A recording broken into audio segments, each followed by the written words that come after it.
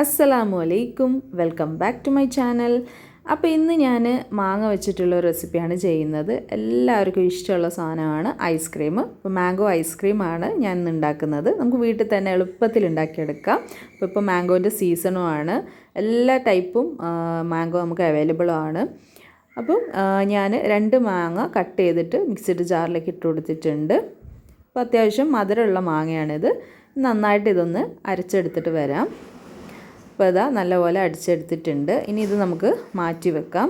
ഞാൻ ഓൾറെഡി ഇതിൽ തന്നെയാണ് പഞ്ചസാര പൊടിച്ചെടുത്തത് ആദ്യം. അതിന് ശേഷമാണ് അതിൽ തന്നെ മാങ്ങ ഇട്ടിട്ട് അരച്ചെടുത്തത്. അപ്പോൾ ഇതാ 1/2 കപ്പിൻ്റെ അടുത്ത് പഞ്ചസാര പൊടിച്ചെടുത്തിട്ടുണ്ട്.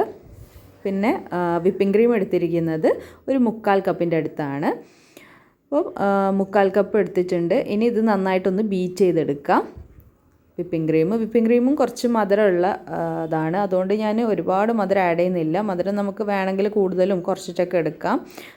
മാങ്ങ തന്നെ മധുരമുള്ള സാധനമാണ്. അപ്പം ഒരുപാട് മധുരമൊന്നും വേണ്ടാത്തവർക്ക് അങ്ങനെ കുറച്ചിട്ടൊക്കെ എടുക്കാം. മധുരം ഇല്ലാണ്ട് ഉണ്ടാക്കുന്ന ഐസ്ക്രീമിൻ്റെ റെസിപ്പിയൊക്കെ ഒരുപാട് യൂട്യൂബിൽ അവൈലബിൾ ആണ്.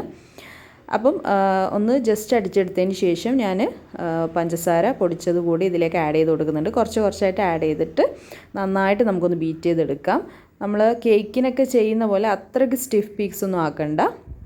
ഒന്ന് ബീറ്റ് ചെയ്ത് എടുത്താൽ മതി. അത്യാവശ്യം കട്ടിയായി വരുമ്പം തന്നെ നമുക്കിത് സ്റ്റോപ്പ് ചെയ്യാം. അപ്പോൾ അതുവരെ നല്ലപോലെ ഇത് ബീറ്റ് ചെയ്തെടുക്കാം. അപ്പോൾ അത് നിങ്ങൾക്ക് കാണാൻ പറ്റുന്നുണ്ടാവും, കട്ടിയായി വരുന്നുണ്ട്. ഞാൻ ബാക്കിയുള്ള പഞ്ചസാരയും കൂടെ ആഡ് ചെയ്തിട്ട് അടിച്ചെടുക്കുന്നുണ്ട്. കുറച്ചായിട്ടാണ് പഞ്ചസാരൻ്റെ പൊടി ആഡ് ചെയ്ത് കൊടുത്തത്. അപ്പോൾ അത് നന്നായിട്ട് കട്ടിയായി വന്നു കഴിഞ്ഞാൽ നമുക്കിത് നിർത്താം. അപ്പോൾ അത് ഈ ഒരു പരുവൊക്കെ ആയിട്ടുണ്ട്. നിങ്ങൾക്ക് കണ്ടാൽ മനസ്സിലാവും. അത്യാവശ്യം ക്രീമി ആയിട്ട് ഇരുന്നാൽ നല്ലതാണ്. ഒരുപാട് ലൂസാവുകയും ചെയ്യരുത്, ഒരുപാട് കട്ടിയാവുകയും വേണ്ട.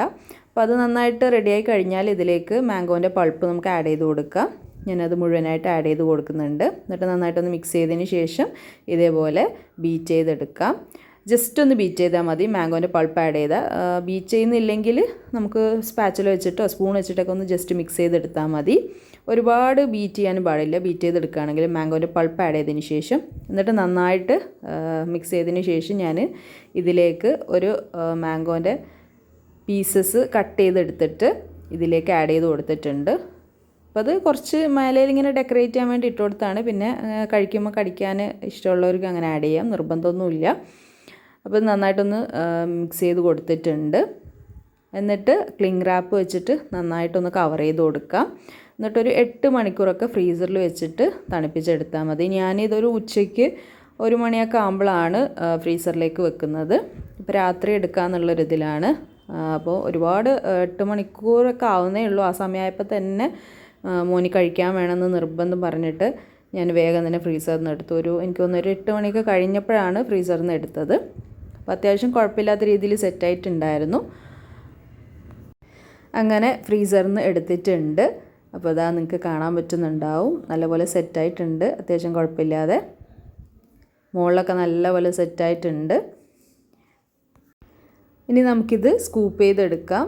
സ്കൂപ്പ് ചെയ്യുന്ന സംഭവം ഉണ്ടെങ്കിൽ അത് വെച്ച് ചെയ്തെടുക്കാം. ഞാനിപ്പോൾ ഇത് ഒരു സ്പൂണുണ്ട്, അത് വെച്ചിട്ട് തന്നെയാണ് സ്കൂപ്പ് ചെയ്തെടുക്കുന്നത്.